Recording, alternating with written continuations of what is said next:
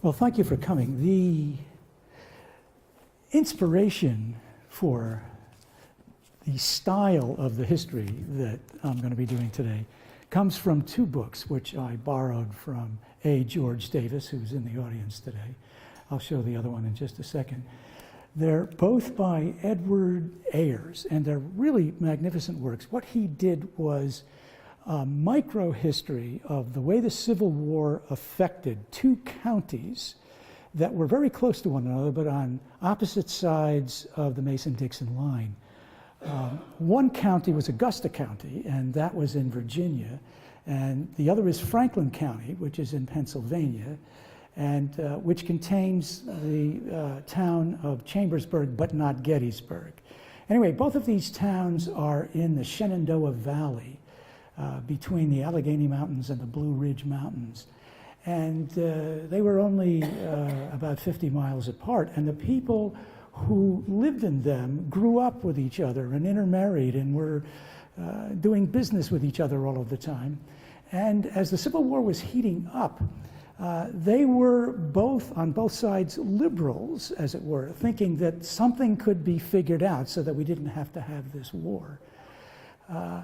Well, what's fascinating about his study is that the moment the war begins, all their connectivity breaks, and the ones on the south fight fiercely against the north and vice versa.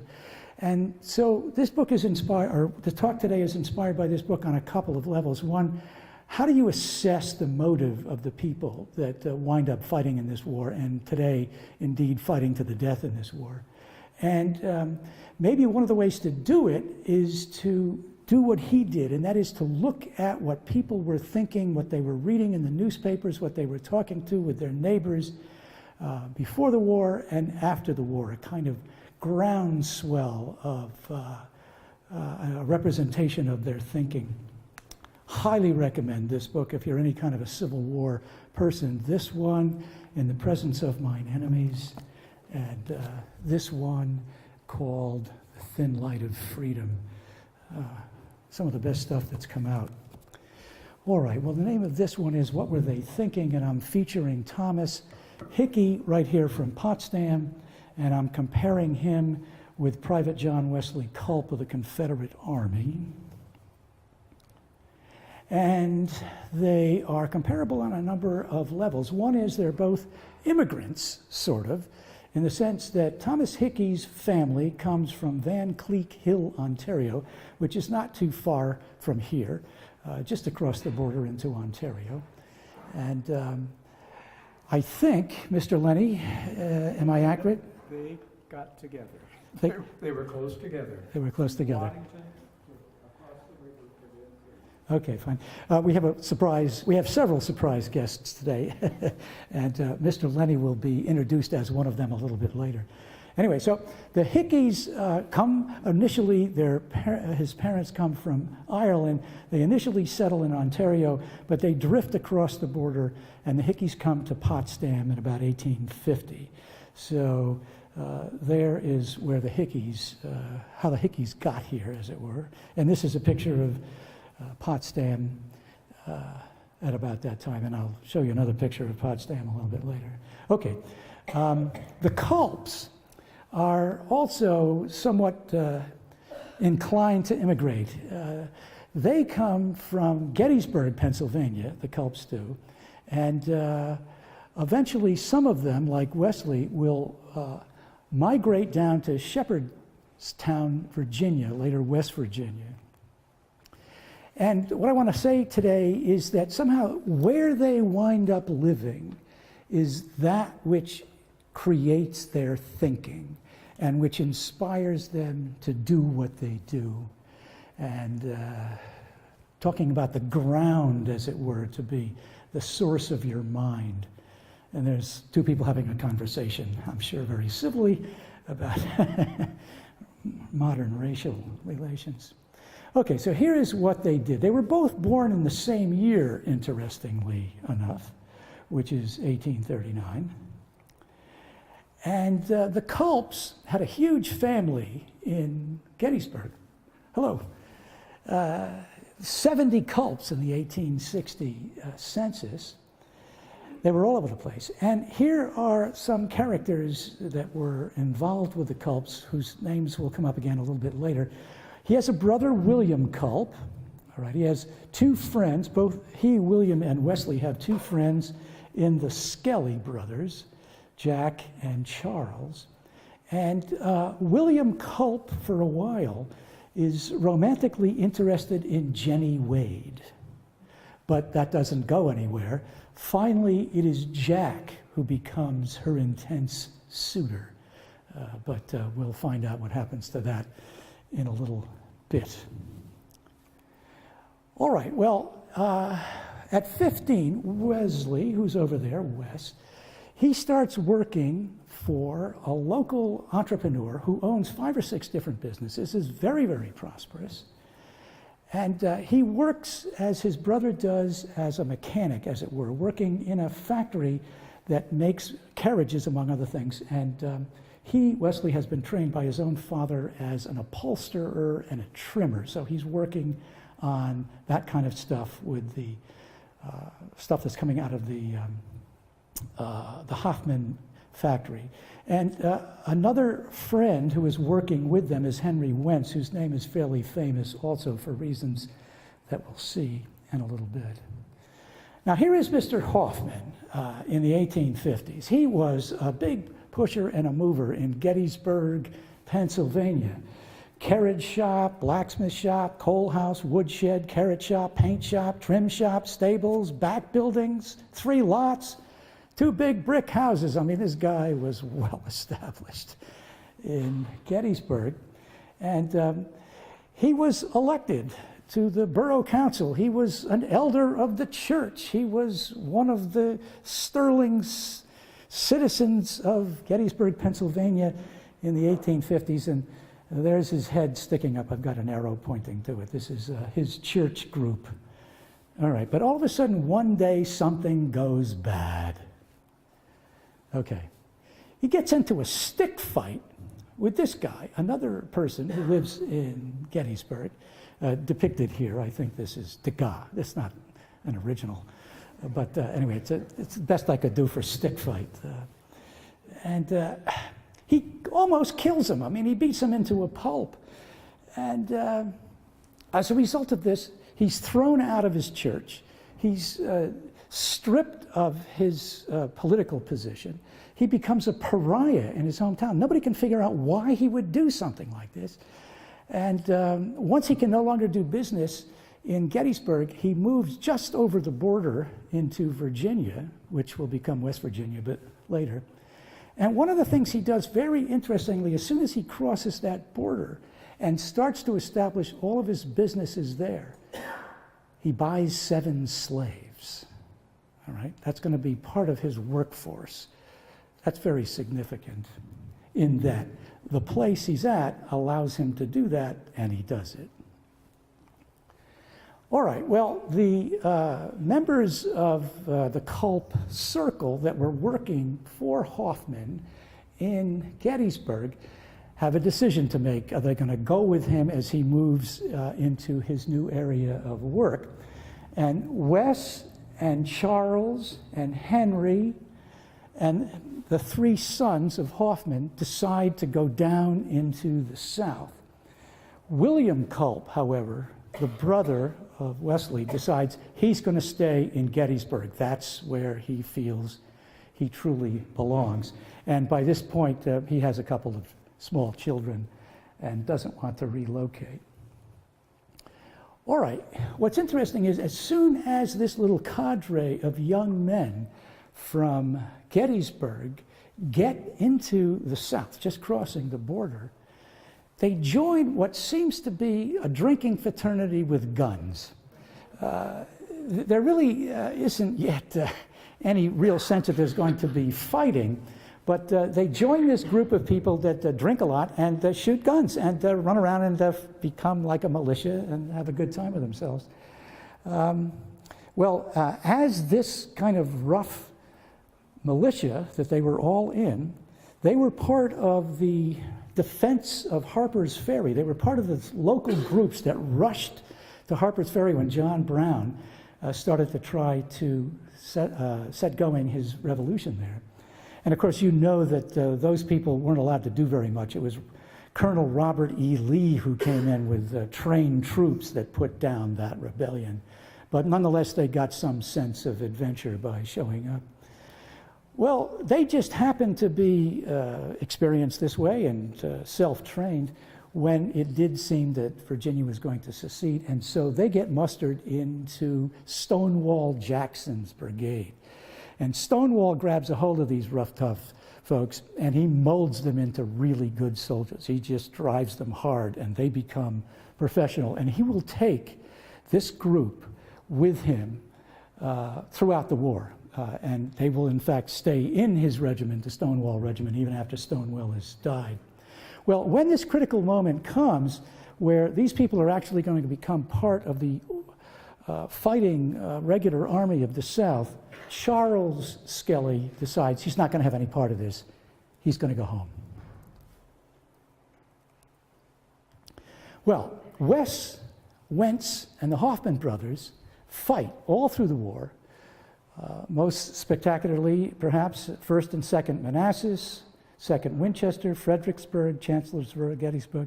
Wes is captured twice in these battles. Each time, he signs a loyalty oath to the United States as a precondition for being released, and each time he throws it out the window, violates it, and goes back to his unit to fight against the United States. So these are ways in which you see the kind of person he was. This is actually that unit. I mean, this is those guards who have become a company in the Stonewall Brigade.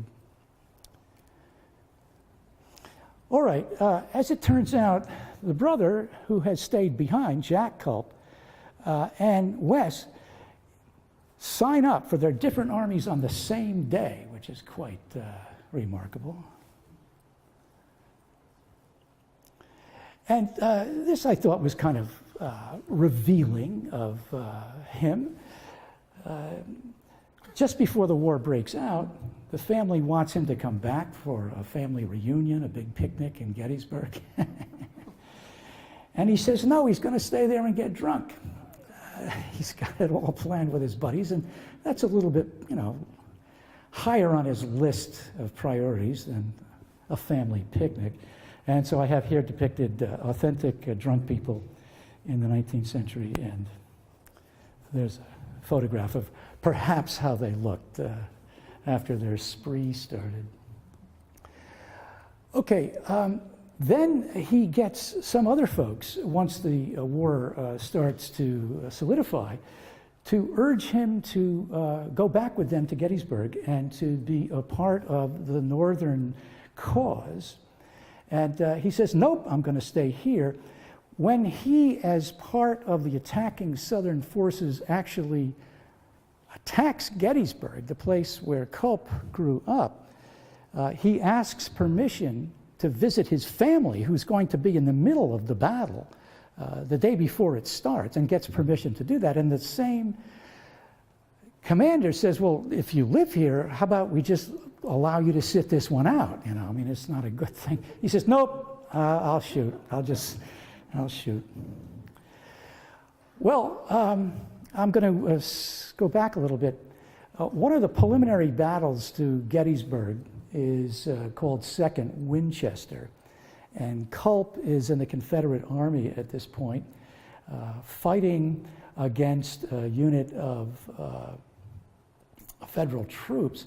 And after the battle is over, which the Southerners win, he notices a friend of his named Billy Holtzworth marching by as a prisoner. And he says, can I do anything for you? I guess it's all up there already. And Billy says, no, you can't do anything for me, but your good friend Jack really got hurt bad in this fight, and he's in a tent back there, and maybe you could try to do something for him. So Culp goes to do that.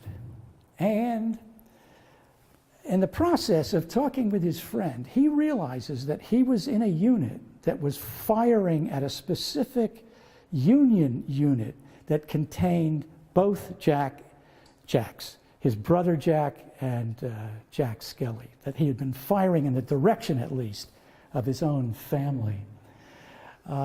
He goes and he sees Jack in this tent and is given a letter by Jack to bring back to Jenny Wade, his girlfriend, because he, Jack, has heard that Jenny is starting to play around with other men.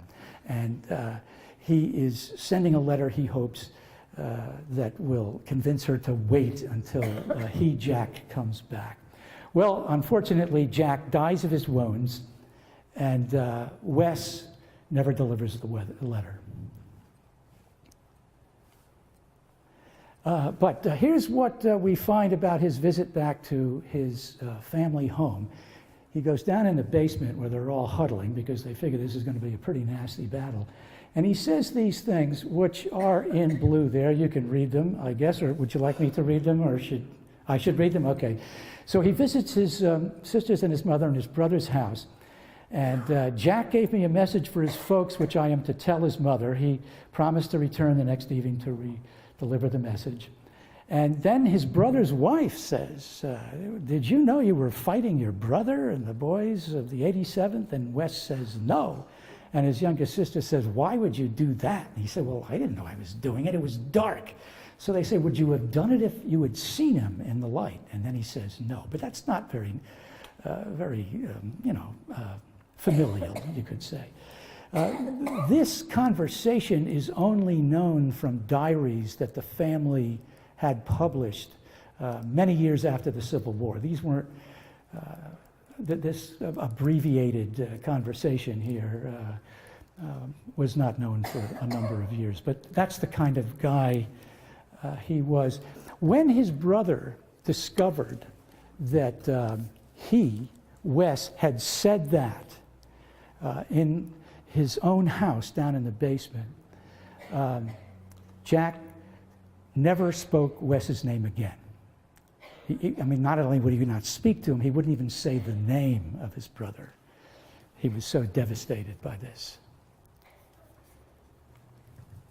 Well, 2 hours after he visits his parents, he's on his way back to his position, and there are two hills. This is the way they looked at the end of the 19th century, and I depict them here because they're famous, Culp's Hill, Wolf's Hill.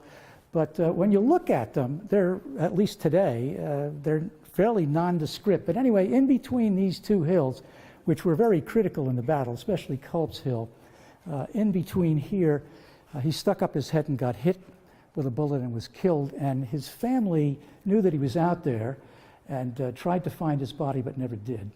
They just found his gun stock. That's what survived. Well, poor old Jenny, you perhaps know, is the only civilian to have been killed at Gettysburg. She was in her kitchen baking bread for soldiers when a stray bullet came through that hole in the wall, hit her in the head, and she was killed. So Jack, her intended, was killed just before Gettysburg. She was killed at Gettysburg. I give you that story of a man who chooses to go to a certain place. I say he absorbs the values of those places, and then it is those values that inspire the way he thinks and talks and decides how to act. I want to contrast that now with our local man, Thomas Hickey. This is a picture that is taken shortly before he dies, and I'll be talking about it again in a little while. Handsome fellow. Well, here is his picture at 17 years of age, and I cannot understand why the poem that he wrote to his intended, his girlfriend, on Valentine's Day, when he was 17, did not show up in this image. You don't happen to have that poem with you, do you, Mimi? Okay. It's a remarkable poem. Can you find it? It's remarkable for a couple of reasons. If they can find it, I don't know how this happened. Okay, Aaron's going to go get the poem, so I will read it. Okay, I'll tell you the reasons why it's a remarkable poem once I can read the remarkable poem. Thank you. This is a poem he writes in 1856, and it's to his eventual wife, Joanna Joy. And it goes, Valentine, since I'm in love with you, I find my bellows, they have lost their wind.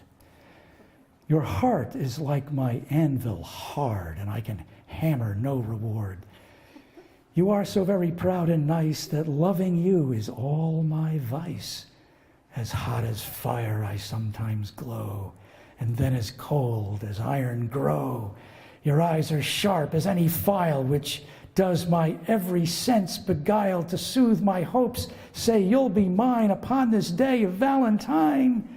If love so constant as is mine should be refused, dear Valentine, what could I say, what could I do? My life indeed depends on you. I'm lost indeed if you decline to take me for your Valentine. It is when you peruse these lines that they might not exactly suit your mind, but anyway, say to yourself, they're from a boy who once did love Joanna Joy. That's his intent. Isn't that a nice poem? Okay. Well, it's published in the local paper, and I think it's published in the local paper. How do we find it out? What did I do? Did I forget something? What? This is just a copy of it. Oh, here's the actual original text. Oh, there's a copy of it. I mean, there he writes this wonderful little poem. Okay, now I say it's remarkable because this is in 1856 when he's 16. He doesn't marry this woman for another 5 years, okay? But, you know, they were love, and they didn't have their first child until 9 months after they were married. Isn't that remarkable?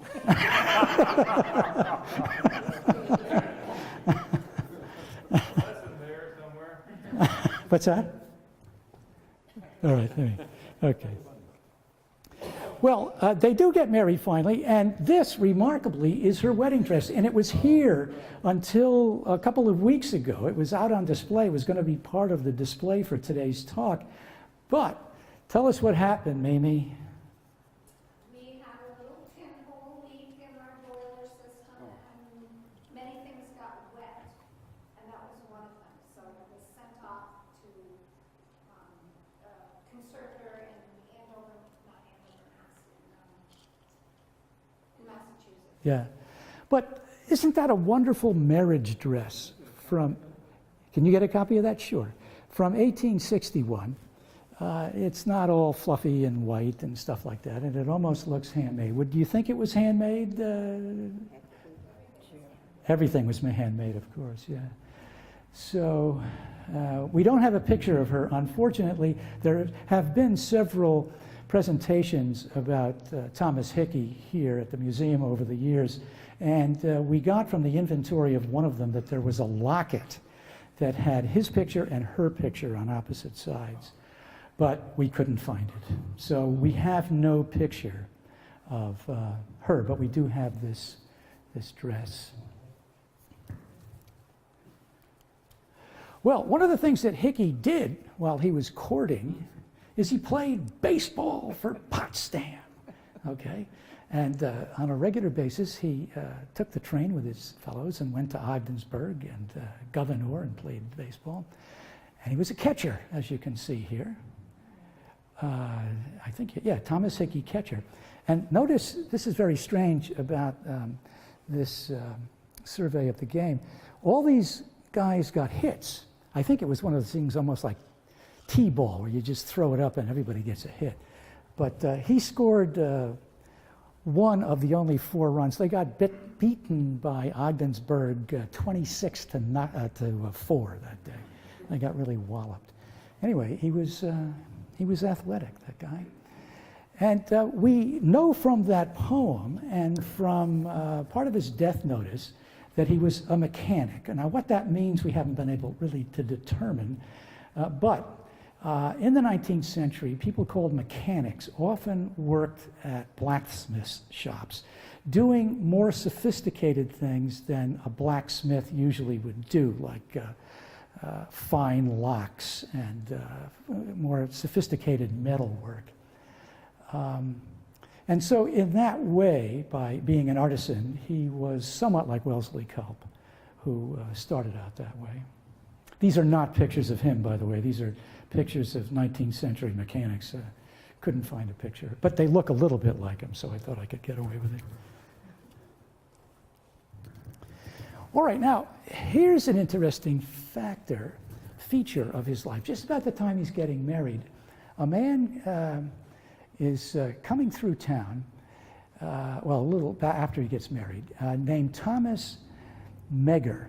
And he is a proselytizer for the Irish joining the Union cause.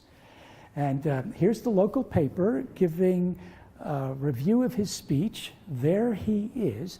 And what he specifically is doing is he's coming in and he's telling Irish people, look, you are being discriminated against. You are treated like garbage here in the United States. Here's your chance to establish your integrity, your citizenship. Join the Union Army. And it's very interesting in that this is somewhat echoing what you hear blacks were being told a little later in the war when there was a chance for them to begin to enlist in the Army. That here's your chance to show that you are a human being, the equal of any other human being who carries a rifle with him. Thomas Hickey, was inspired by this speech, which was given locally here and in the papers, so much so that he almost single-handedly rounded up 100 other Irish-American young men like himself in Potsdam and Stockholm and West Stockholm to form a company in the Irish Brigade that was being formed in New York City at this time. And that company, Company A, stayed together throughout the entire war. And one more slide on that. The newspaper, the local newspaper, comments that they were very moved, or they were very amused by the sign that he put up advertising a chance to enlist in Company A. Because if you didn't, then maybe you'd get drafted. And supposedly this was a big hit, but he did. So here he is. This is after he forms the Company A of the 164th Irish Brigade. And there he is sitting right in the middle. And that's kind of a blow-up of him. Now, here's actual pictures of the 164th Regiment, or at least parts of it. And they spend most of the war doing garrison guard duty in Washington. As you can see, provost and guard duty in Newport News, VA, from November to December 1862, an entrenchment at Suffolk, Virginia. I'll talk about that in a minute. And then back for almost a year again as provost and guard duty in Washington, D.C. There they are, as you can see, 164th New York, and here is the regimental band of the 164th. And there's a blow-up of the same thing of the officers about this time with Thomas sitting centrally. And here's another picture I just throw in, really is, what? I got to get that other picture, too. You got to get that picture, too? Okay. Here's another picture I just threw in. It doesn't have Thomas in it, but I thought it was nice. Another 164th picture. This is of the surgeons that were associated with that regiment. Tough-looking fellows. I don't know why that's there. Okay, here he is as they are about to deploy towards Suffolk, Virginia. And here he is here. Now he's got a mustache. It was a messy battle. Okay, it is a messy battle. Do you know this particular battle? All right. His unit before the Overland Campaign, which is where they really get engaged, only fights in one engagement before that. And that's the Battle of Suffolk, which takes place in January of 1863. It's really an interesting battle in that there was a Union. Let's see if I've got a picture of the map. No, I don't. It's on the other one. Anyway, it's an interesting battle since the Union forces had been sent to Suffolk, Virginia, which is on the coast, somewhat east of Richmond. to hold a position there, although they never really did anything with it.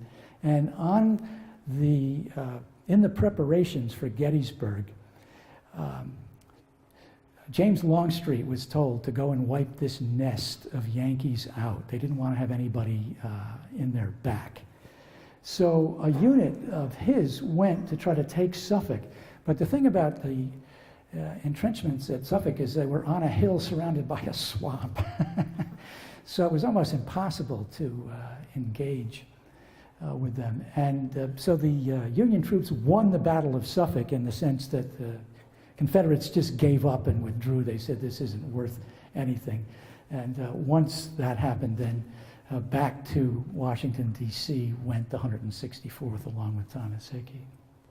Okay. Well, from his diary, which we have here in the museum, we learn these things about him, what kind of a person he was, having come from Potsdam. He read Shakespeare all the time. Now, Mamie and I tried to find out if he was educated in local schools. We could never find him enrolled in any of the local schools. But he wrote well, and he became a captain, and he held this place, held his unit together for 3 years. And he talks about that as a way he recreated himself. And interestingly, he starts a diary on the 1st of January of the year that he's going to die, that he maintains up until 5 days before he dies. All right, well, this is out of order, but so what? Here is the Siege of Suffolk. Here is where Suffolk is in Virginia. Here is where Suffolk is with more detail. There's Suffolk again. There's the Battle of Suffolk.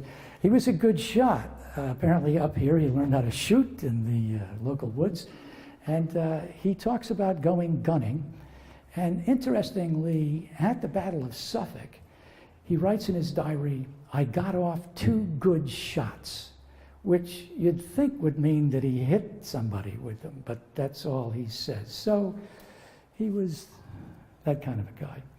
He puts down in his diary that in 1864, just several months before he dies, on St. Patrick's Day, he won a foot race in the regiment and got $2, which I think is about $50 in modern money. And I tried to find a slide to illustrate this of a couple of soldiers running, but I couldn't find it. So what you have here is Lincoln running against Douglas. Yeah, Douglas. And Lincoln's tall and Douglas is small. He played baseball several times, he mentions, while they're in their garrison work. And here again is what's in the local Potsdam paper of this game against Ogdensburg. Ogdensburg beats them 27-4. Here is not that team, but another team. This is an interesting historical document in a way. Early in the war, in May of '62, a lot of Union soldiers were being held behind Confederate lines in a prison before they were paroled. And they amused themselves by playing baseball, which they had brought down from the north. It was a northern sport. And a lot of the guards and Confederate soldiers that were there got interested in baseball for the first time. They had never heard it, and began to play with some of the Union soldiers. And this is what is the vector for baseball going south. It is thought by certain historians of baseball. Confederate prison camps with baseball games with Union and Confederate soldiers. All right, he's a good chess player, and in his diary there's at least 43 chess games that he talks about, and he keeps track of when he wins and loses. And he has, with John McCann, the colonel of his outfit, a lot of games. There is actually McCann right there. And this person, I don't know who that person is, but I'm thinking, could it be Burnside? They were actually in his corps. And I don't know whether that might be the general. But much of the time that he was in camp, especially when they were doing garrison duty, he was keeping meticulous records of everything. And there's a typical desk of the time. And let me just give you a sense of what he spent his time doing. He would get from the lieutenant, who was the quartermaster of the regiment, a list of all of the materiel that had come to the unit from Washington, okay? He would sign off saying, yeah, I received all of that. And then, after a certain period of time, he would be required to send another form in indicating what had become of all of the stuff that he had taken possession of as the captain of his unit. And take a look at this. This is ammunition. It's an ammunition form, okay? And 570 rounds were expended in the Battle of Suffolk.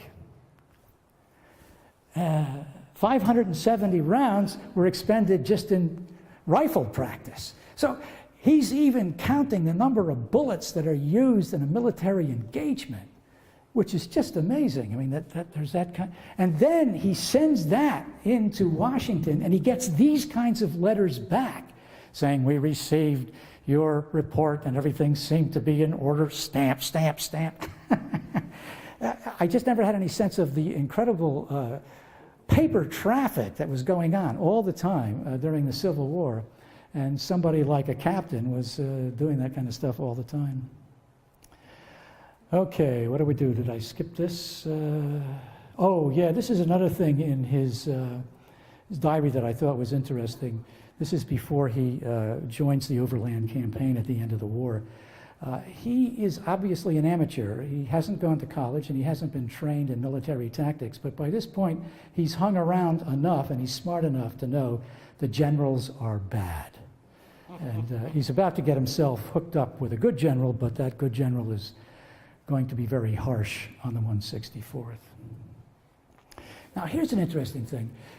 They spent a lot of time in Northern Virginia in their garrison work and in Washington, D.C., and there was regular train service between Potsdam and not necessarily directly to Washington, but you could take a train from here to Ogdensburg, another one to Watertown, from there to Syracuse, there to New York City, and in a day or so you could get yourself down to Washington, D.C. Well, his wife went and spent furloughs with him on a regular basis, and I thought this one was a particularly good one. This is just the last time that she will see him unwounded. And they rob him. You know, a Union soldier on furlough in a hotel gets robbed. I mean, that doesn't seem like a noble thing for the culture to do. Well, anyway, here is a magical and I think most revealing event in the life of Thomas Hickey to give us a sense of who he was, how he thought, why he was the man that he was. He takes a surprise visit, he has a surprise visit back home here to Potsdam on the 22nd of February, 1864. Apparently they did not know he was coming. He just showed up at the house, and they were very surprised. And during this conjugal visit, he conceives his second daughter, all right, who is Annie. And there's a picture he had taken here in Potsdam at that moment in February of 64. And in his diary, he says he goes to St. Mary's Church several times. He was a very good Catholic. He mentions in his diary a number of times that before combat, he would be confessed and receive the Eucharist and feel that he was ready to die, that he was good with God. And he goes and visits the church several times and sees a lot of his friends. Now, this picture I put up when I thought that it was actually a picture of St. Mary's Church as it was then. It's not, I was subsequently to find out. It's the way it is now, and yeah, it's in the same place that original church was. But anyway, that's the kind of church. Now, then he goes and he visits a number of people he mentions in the neighborhood. He goes to a man named Benson, who is a banker. He goes to a dentist named Dr. Bates. We'll talk about him in a second, too. And then he goes to visit a man named Seth Lefebvre, who we think he was in business with because Seth owned a blacksmith shop in Potsdam at the time. And Seth was the godfather of both of Thomas Hickey's daughters. So we haven't gotten it any closer than that. And then Mr. Simons owned a farm just out by where UPS is now. So it was a wide group of people that he would go and visit. He was well known in the town. And he visits William Wallace. And he indicates in his letters to his wife that he is thinking when he comes back after the war, he's not going to go back to being a mechanic. He's going to become a lawyer. And he seems to have a relationship with William Wallace. And more of him in just a second. This is interesting because while he is here in Potsdam in February of 1864, he uses the services of William Wallace, his lawyer, to buy this house, 17 Depot Street, which you can still go and see. And I have up here the picture of Aaron Cheney pulling out a box from the archives here of all the material that became this show. And I have her up here because she lived in this house for a period after she graduated from SUNY Potsdam. Okay, and Mr. William Wallace was one of the more prosperous men in Potsdam of his day. That's the house that he lived in, and our astute and esteemed curator, Mimi Van Dusen, lives in that house today. All right? Isn't that an interesting connectivity? Now I'm going to go back a little bit. He goes and he visits he visits a wide variety of people from a wide variety of backgrounds. And I don't know, because I'm not sure which version of this thing I've got on there, whether there's anything in here about William Wallace being a Unitarian. And so they were good friends, but they were from different religions.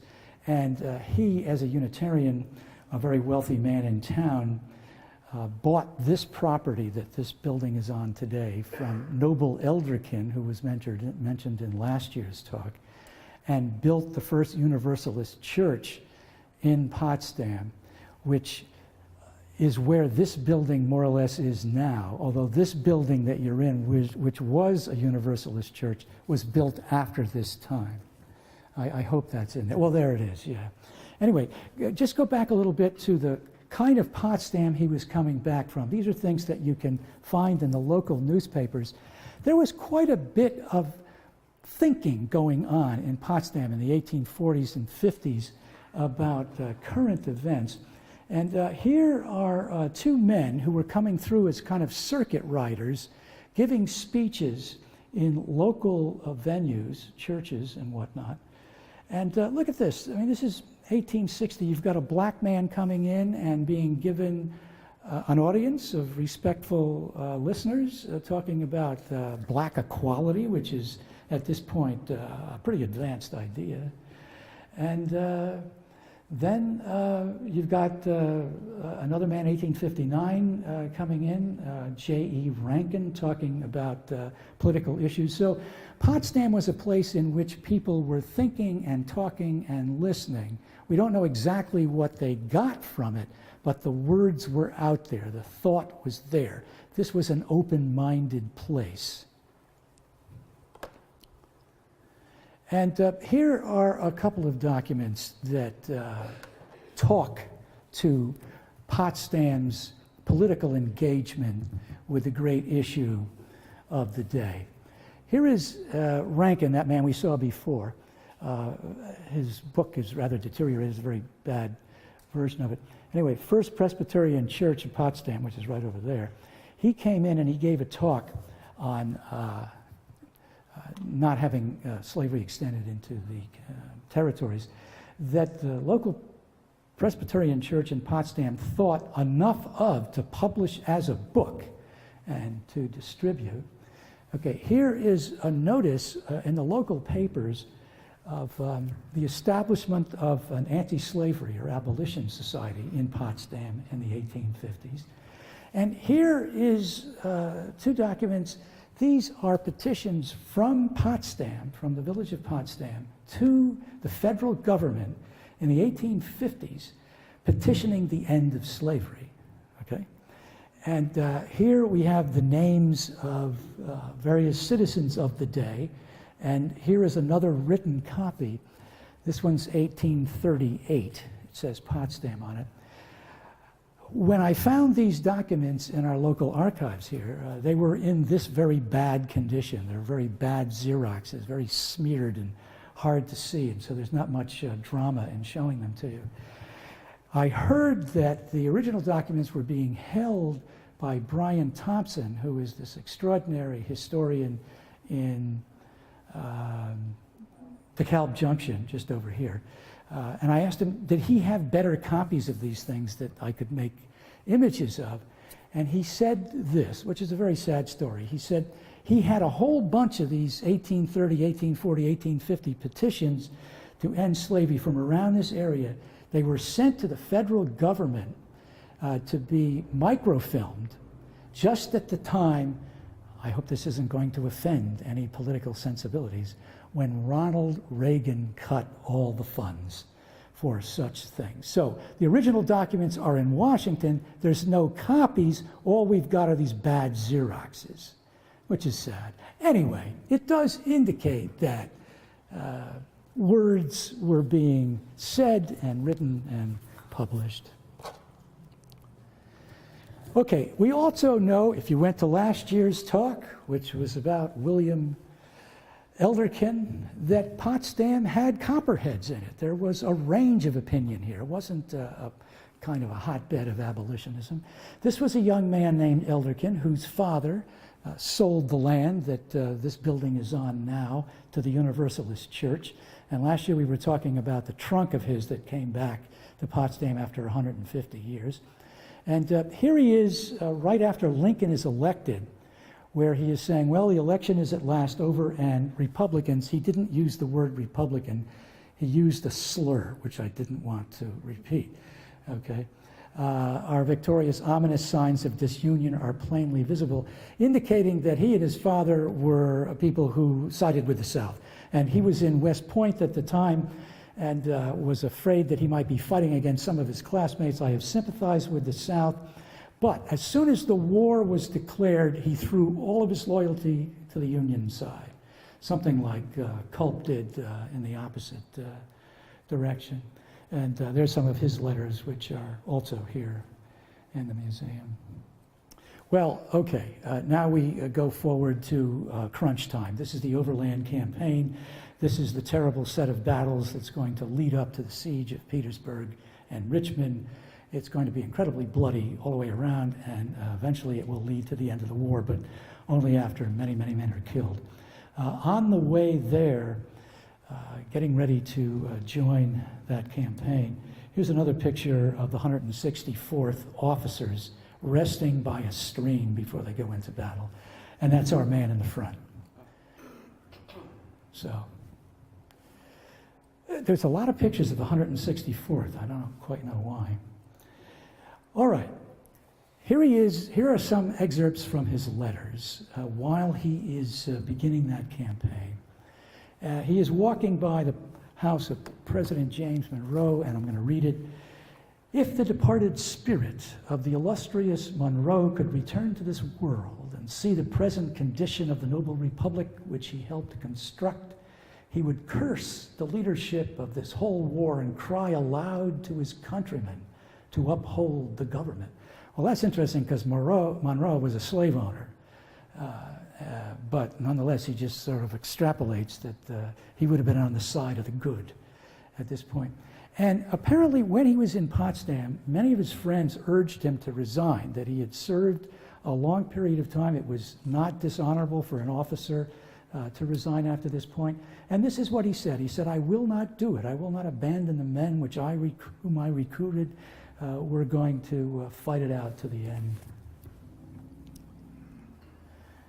Well, then he's in the Overland Campaign, and here are various battles that he's in. When you look at his letters and his diary, though, he doesn't give these names to the various battles he's in, Rapidan, Spotsylvania, because here's what the Overland Campaign looked like. It starts with the blue, the Union Army engaging the Confederates at Wilderness, and a stalemate occurs. Tremendous casualties on both sides.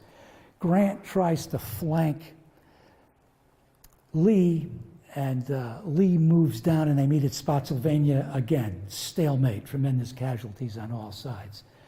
They move back and forth. They just keep moving down this way. Here's where Richmond is, as Grant is trying to get an advantage on Lee that he never finally gets. And what you see in his diaries and letters is it's all one continuous smear.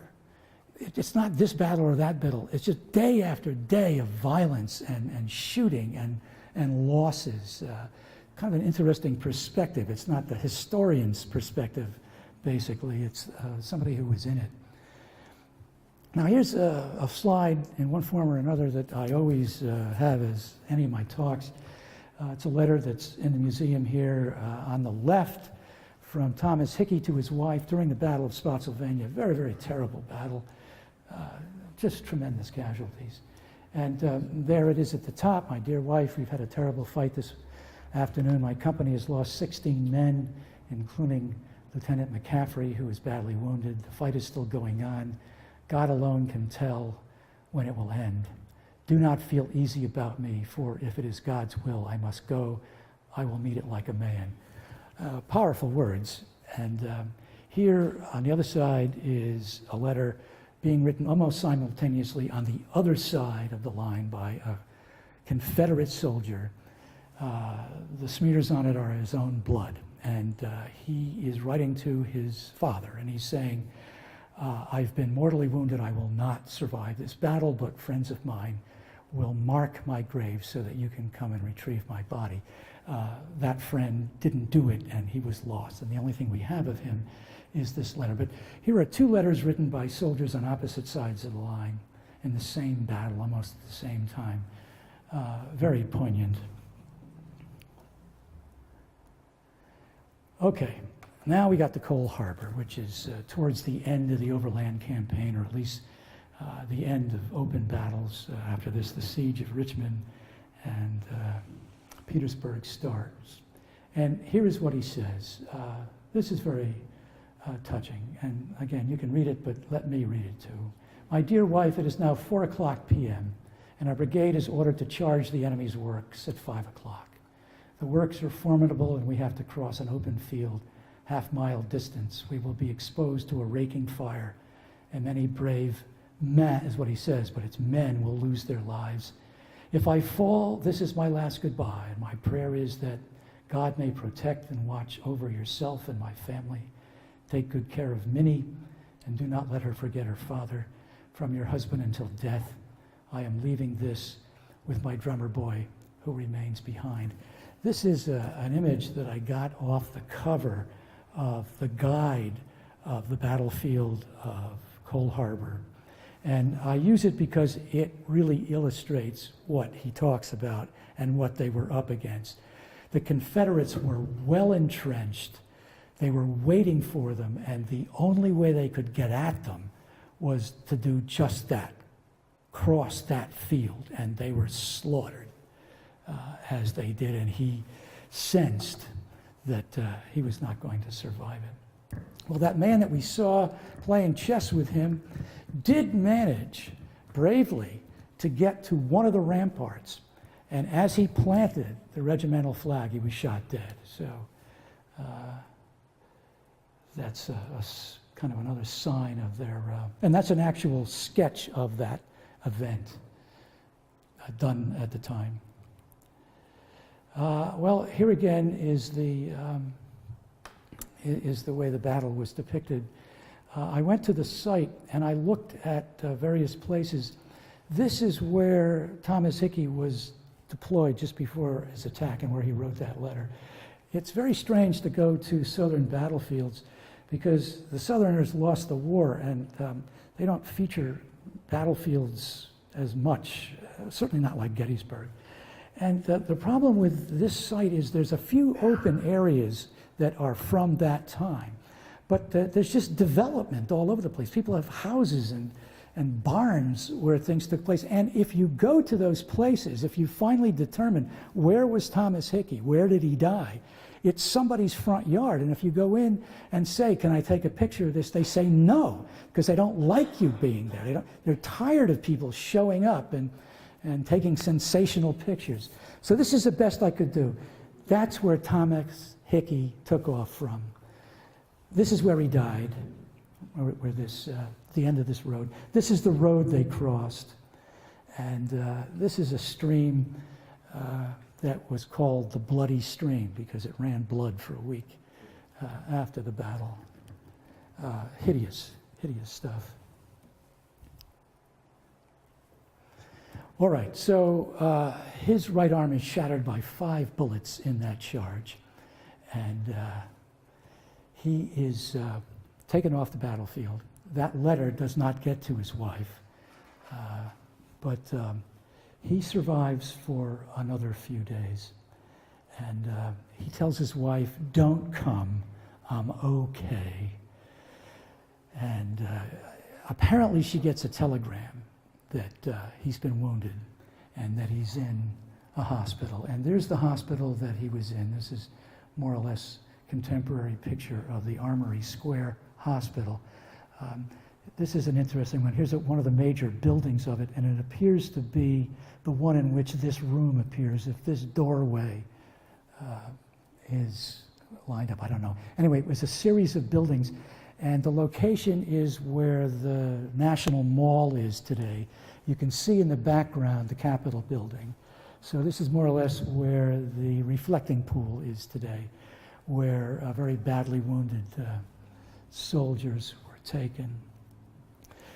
And I looked far and wide for an appropriate picture to talk about this tragic moment when Joanna goes down to Washington, again taking the train from Potsdam, and gets to her husband just as he's about to die, and holds him in her arms as he expires.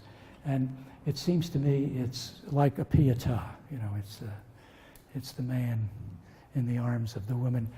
I tried to find some kind of image that would convey this, and I couldn't come close in anything that I looked at for a long period of time. So I asked a local student to do a sketch of it, and that's what's depicted up there. And it's a sweet sketch because it's done in a kind of American primitive style. You know, it's not realistic. And it shows both of them serene. They were people who had come to grips with what was going on and what was happening. And I don't, you can sort of see it here. Somehow she gives a sense of a light from a window coming in on the scene. So that's I think that's a worthy image of this intense moment. Okay, here is the graveyard around Cold Harbor. It's endless. It looks like all these graveyards. He's not there because he wasn't killed there. He died later on. And here's a very poignant marker. Many of the markers are just like that. It's just the number of somebody. There's no name, no identification. You see rows upon rows of these anonymous stones, and it's very powerful. He instead is buried here in Potsdam in the St. Mary's Cemetery. His wife brought the body back with her to the depot on Depot Street. And it's very badly deteriorated. I couldn't get a better picture of it than this. That's as far as it goes. All right. I erred in this, but here's my justification for maintaining the error. All right. Here are houses that are in Potsdam today. This is the Wallace house, which the lawyer lived in. This is the house that Hickey bought while he was on his furlough that appears to have remained a rental in the family.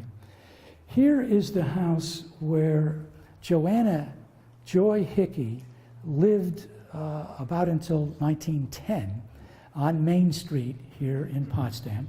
This is where her two daughters were brought up.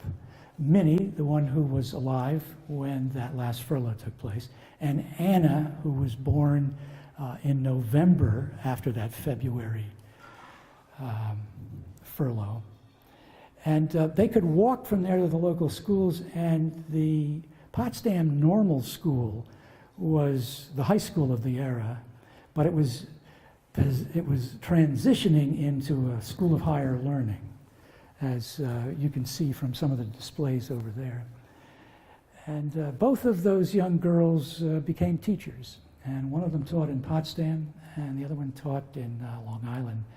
And the daughters had no children, and so the line finally ended. And there is the St. Mary's Church. Now, here is where William Wallace established the Universalist Church, which is now the building we're in. And granted, this one is still here, this one is still here, this one is still here, these aren't. But what I want you to do is consider these buildings monuments to Thomas and Joanna Hickey. When you go by them, there's not going to be a sign there, but know that noble people were here before you. I mean, we walk on sacred ground, you might say. This is a very beautiful house on Main Street. Okay, I want to acknowledge that I was inspired by these two books that I talked about at the beginning. A lot of the information I got about the Gettysburg rebels and Wes I got from that book there. And I've got a couple of other things to talk about that have to do with the future. This is sort of the end. But why don't we stop for a moment, take a breath, make a comment, ask a question, and then there'll be a little coda after this. Okay.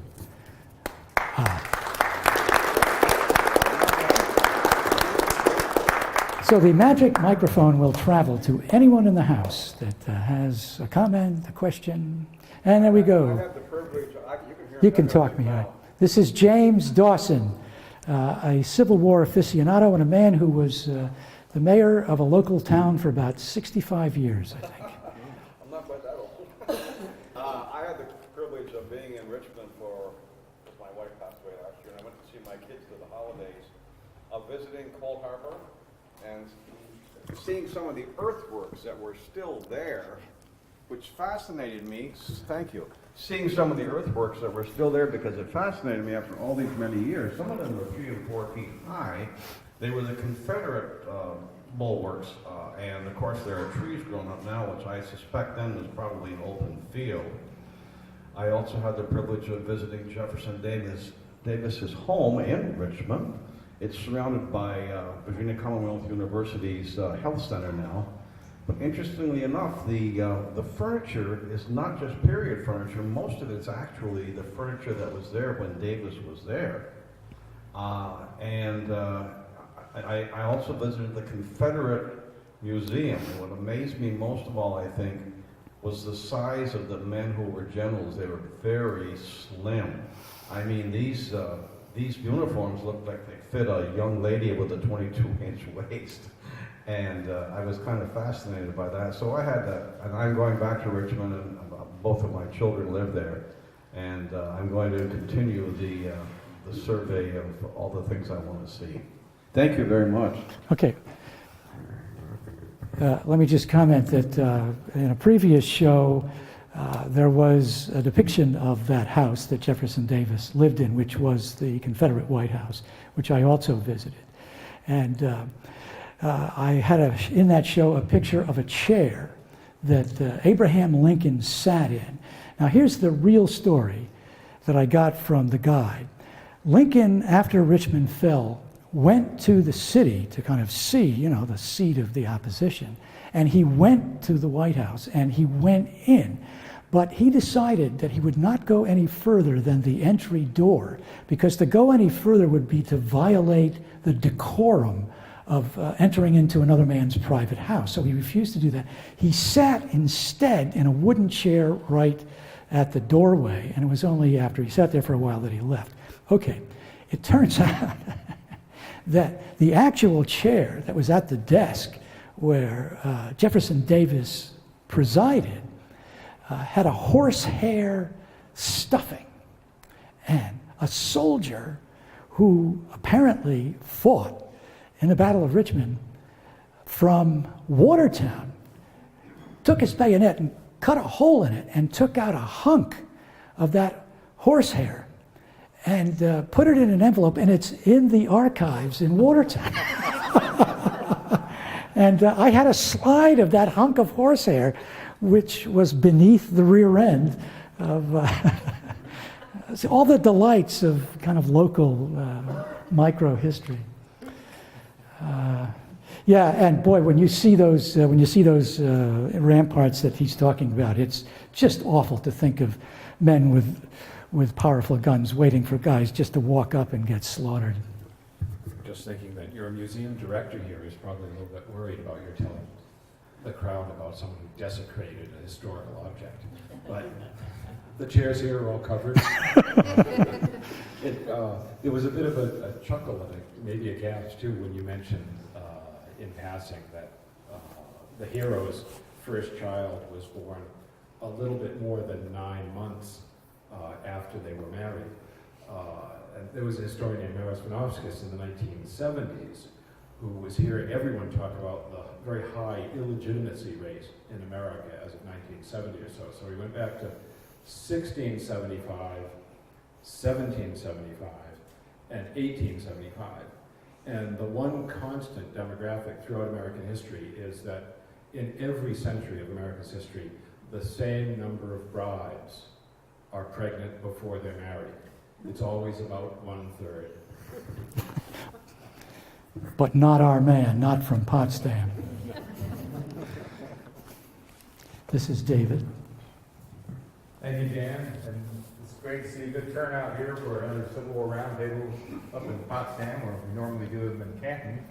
But just wanted to make one clarification on the Battle of Cold Harbor, the one picture that had the date January or June 2nd. Yeah, that's wrong. Yeah, we know that on the 2nd they were resting in between the days, because on the 1st of June, and this is where a lesson should have been learned, the St. Lawrence County Regiment, the 106th New York, was part of the first day's assault to feel out what the Confederate entrenchments were like, and they were badly mauled in that assault. I lost an ancestor in that charge on June 1st. Now, the Union troops pulled back, reformed, waited for more reinforcements to come up, and it was hot, and they were thirsty and tired, all the marching they'd been doing to get there. And if Grant had been using his head, he never would have ordered the charge in the 3rd, which later on he did say that he regretted that charge because it was so bloody, and they should have just kept moving towards, kept sidestepping and avoided that fateful day on June 3rd when so many of the men, it was several thousand that were killed in just half an hour, I believe, what the figures were. And if they could have just avoided that, then so many more families would have had a chance to have more children 9 months later, Yeah.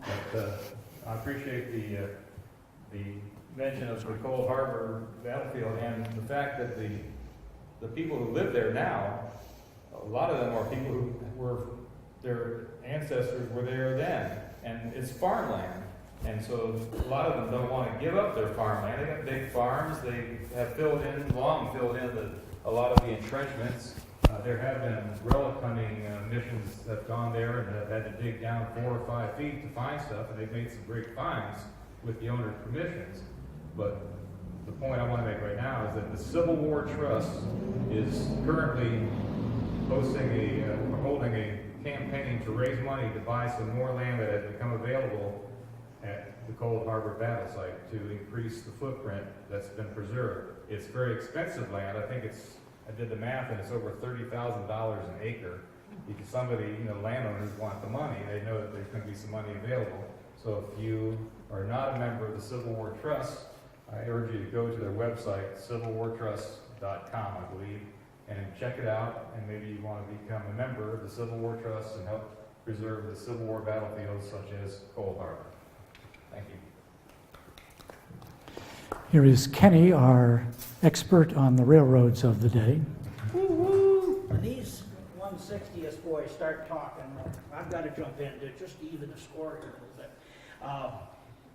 Just before Cold Harbor, I just want everybody to know that the 14th New York Heavy Artillery, the guys that were called the Heavies, because Grant pulled them out of the New York Harbor, where they were having a very good time, and because they were, realized that the Federal Navy, or the Confederate Navy, was not going to attack New York Harbor, so they came out of Spotsylvania, and they were moving down on the side, like you showed there, and all of a sudden, things started to happen, and their captain, I think who was from Norfolk, said, take these trenches, and they did, and the 14th New York protected the flank of probably the 160th, but yeah, and bringing everything into perspective, our son Brian went down to Richmond and married a great Southern girl about 20 some odd years ago, and him and I had a father and son talk, and he said, Dad, he says, what's the matter with these rebels down here? He says, they can't let this war go. And I said, Brian, I said, let me say a few words. Just listen to me for a minute. I said, Virginia and the South was completely destroyed, much like Germany was and much like Japan was. I said, if these people had a cow, there was a long debate. Do we milk the cow? Do we breed the cow and have a calf, or do we eat it for supper tonight? And I said, the only homes that were saved were Yankee sympathizers, and I said, we have no idea as Northerners. We lost heavily in this war, but there was nothing left of Virginia. I said, absolutely nothing left. And once he got that through his noggin, he's done quite well down there. So. Thanks. Well, just to another little surprise here that was a surprise for me. We have in the front row Mr. Lenny, who came today because he is studying the past of his ancestors who came from Ireland to this area. And he came because he is intermarried with the Joy family, that is to say the Joanna Joy family.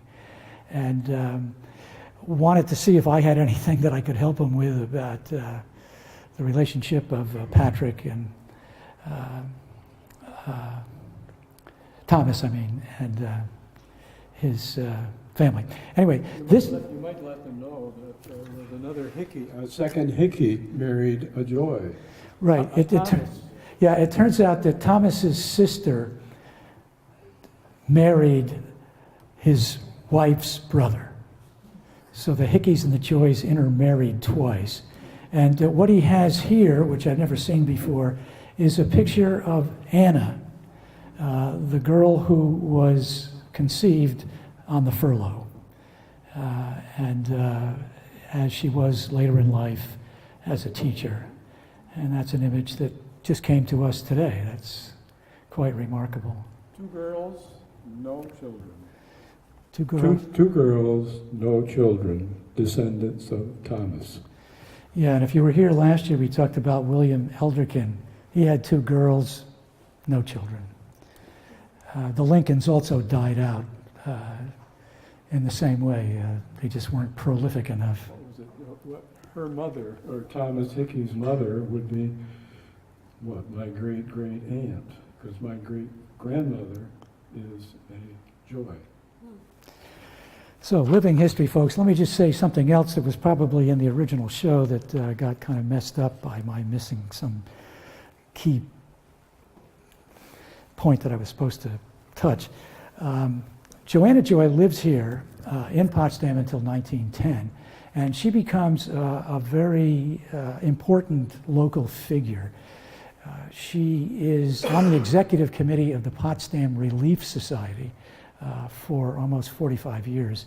And they are constantly taking care of widows and the poor in this area. And I found from a newspaper report that almost all through the 19th century, up until the time she died, she was receiving a pension, a widow's pension from the government of $30 a month, which was the highest pension that was being distributed at the time, and which perhaps explains the prosperity of that house on Main Street. Anyway, she was a noble citizen and carried on, you might say, the Hickey spirit. There were three other Joys living in Potsdam at that same time. There were two boys, brothers, plus her sister Mary, my great-grandmother, lived on one of the streets here in Potsdam. So there was a close family connection of the Joys right here in Potsdam. Also, if you go to the cemetery, the Catholic cemetery, to see the grave of Thomas Hickey, it turns out that it's the family grave. All the daughters and the mother are there. The Joys are in the next plot. The Joys are buried, the whole family is buried right next to them. So they clearly thought a lot of each other. I mean, they intermarried twice. So. The father of that family was a stonemason, and he personally helped in the construction of the churches in the Waddington area. All right. Okay, let me just, I know it's been a long thing, but let me just give you a couple of preambles to think about, all right? Just another few moments. We have here in our presence a remarkable man. His name is Keith Arbor. He is right here, and he is the man who came in to verify all of those documents which were sold at auction in Potsdam in November, a fairly famous auction. And these were documents that go back to the 18th century, many of them in the 19th century. And he is an expert on such things and was called in to verify, to make sure that indeed that these things were what they seemed to be, so that their value would be established both historically and monetarily. Well, while he was here, he liked what he saw of Potsdam. Okay, so he said, how about this? You've got this wonderful map. Here it is, of Potsdam in 1865. All right, this was in an atlas published about that time, and it contained sketches like this of almost all the villages in St. Lawrence County. But take a look at the detail there. I mean, there's every house and who owned it, and there's the businesses and that sort of thing. So he said, what about this, that we have a 1865 project which tries to find out everything that we can find out about the names, the businesses, the roads, the railroads that are depicted here. What was going on in Potsdam in 1865? A time of great prosperity.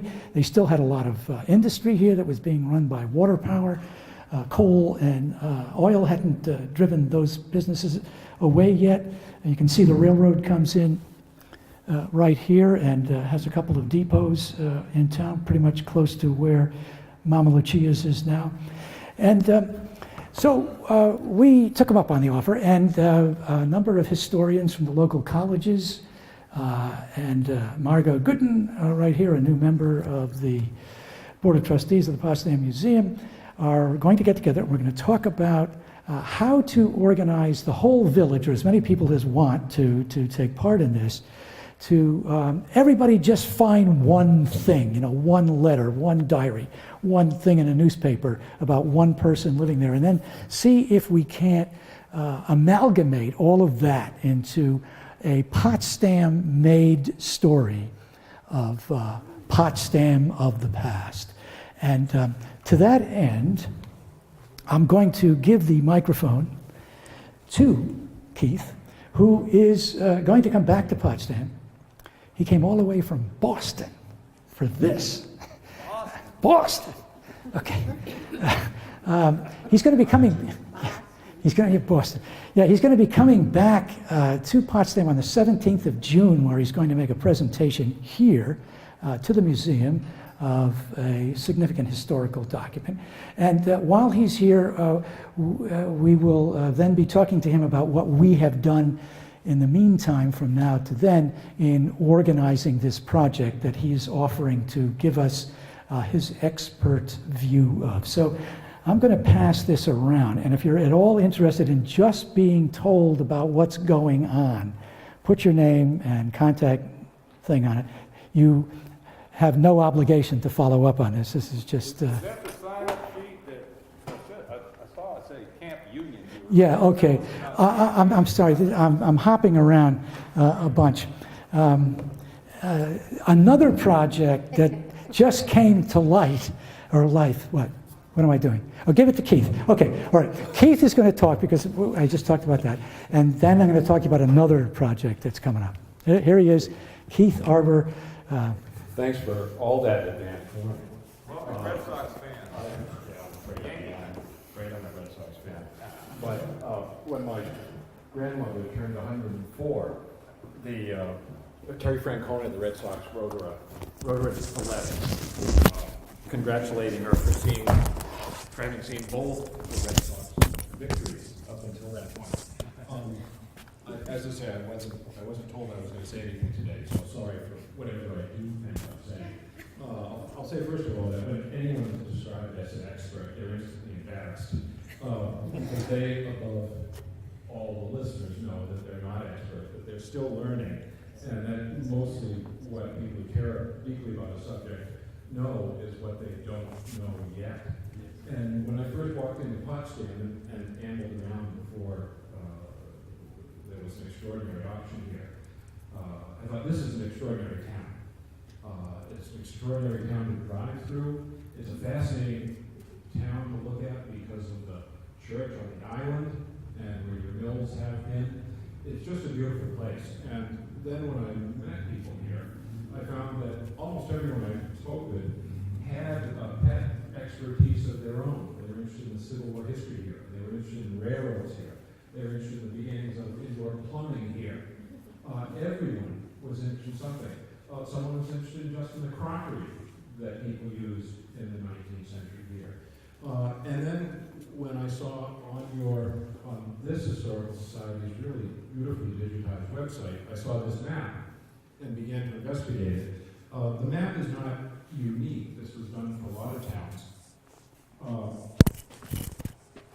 But it's a document that has everything anyone needs to know to start a history of how everyone who lived here in 1865, how they lived together.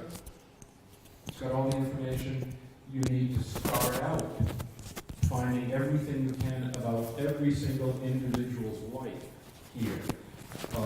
We tend to think of old towns like Potsdam as having had occupants who lived there for a long time. It's almost never the case in the history of any town. And what you can do with a list of people like this in their houses is find out, using the internet and public works, find out where everyone was born, how far they had to travel to get here before they moved in, and then where they went after they sold their property here, because maybe the farm got tired out and they didn't have enough resources to enrich the land again. Where did they go after they lived here? Did they show up just in 1865? Or were they here for 10 years or 20 years? Did they have kids here? Did the kids stay? All these things you can find out using one document like this. With just this document, you could go far with the resources that are published and out on the internet. But with a historical society like this, with its files of diaries and letters, you can not only find out the basic things about everyone who lived here, and I really do mean everyone who lived here. You can find out the birth dates, the death dates, the marriage dates, the dates of the birth of their children, all using state records and local records. That's one thing. But using letters and diaries, which are here in abundance, you can find out what a very large number of people, not all of them, but a very large number of people represented on that map thought. What they thought about particular issues, sometimes in letters, what they thought about the successes of their neighbors, what they thought about politics in 1865. You can find out everything like this using one document like this, the internet, published resources, and then the best of everything, manuscript diaries and manuscript letters. You also have here things that you don't often see in local historical societies, or when you see them, they're not so well displayed or used.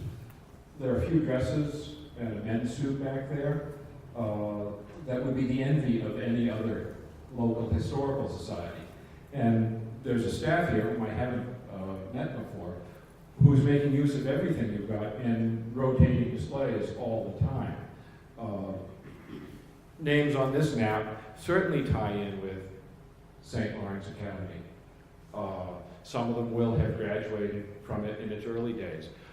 Children whose parents' house, many children whose parents' houses are on here, will have gone to the state normal school 20 years later and after it's up and running. Another thing that the coincidence that this map was drawn in 1865 opens up to everyone is that it's absolutely midway between the 1850 census and the 1880 census. The 1850 census, those of you who've used it know, is remarkable because it not only counts people, it tells us something about their property and it tells us what their occupations were. By and large, I've noticed using census in the past that women are almost always identified, no matter how poor they are or how wealthy they are, as housekeepers. Women are always housekeepers. Men are a range of trades up until 70 or maybe 80. And at 70, if they're healthy, they may still be described as farmer or steam fitter or railroad agent. But at 80 or even 75, the men are described as retired. And at 70 or 85 or 90, the women are still all working. It's harder to trace what women do using the census, but it's not impossible. For those of you who are fans of, say, anything from bookselling to indoor plumbing, there are businesses listed in the lower left-hand corner here which will shed light on those interests that you have. So if you've got a pet profession that you're interested in, or you're a plumber who wants to investigate the origins of indoor plumbing in America, there isn't a better laboratory anywhere in America than to do it in this town with this town's historic newspapers and this town's manuscript resources. And since I said that much without being prepared, you better not ask me to come back. Okay.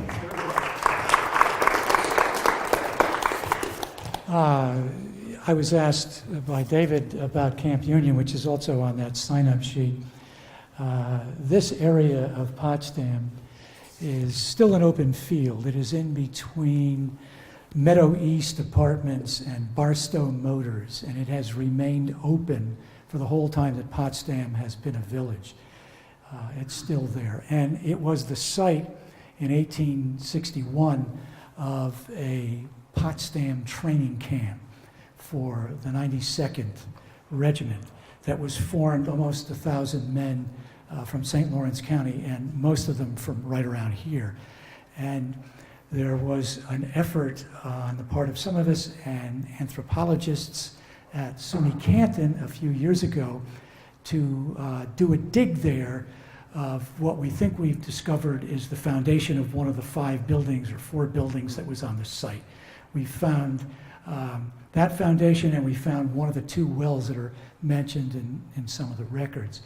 And we were all set to do the dig and to try to get as many local students and college students involved in it as much as we could to have the museum receive whatever it was that we found, to put on displays of what it was that that meant and what we found about it. And it all fell apart because the owner balked at the liability issues. But magically, that owner sold to another owner. And he, when he found out about this, was just absolutely ecstatic. And he said, let's do it. And I don't care what about the liability stuff.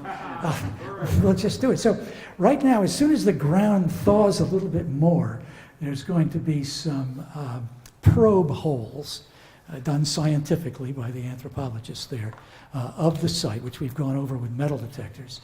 And we hope the beginning of a archaeological dig. And we'd like you, if you're the least bit interested in that, to put your name down too, because we'll keep you informed about it and you could participate in some part of it perhaps. Here is Eric Thatcher. I was just going to contribute a small pun.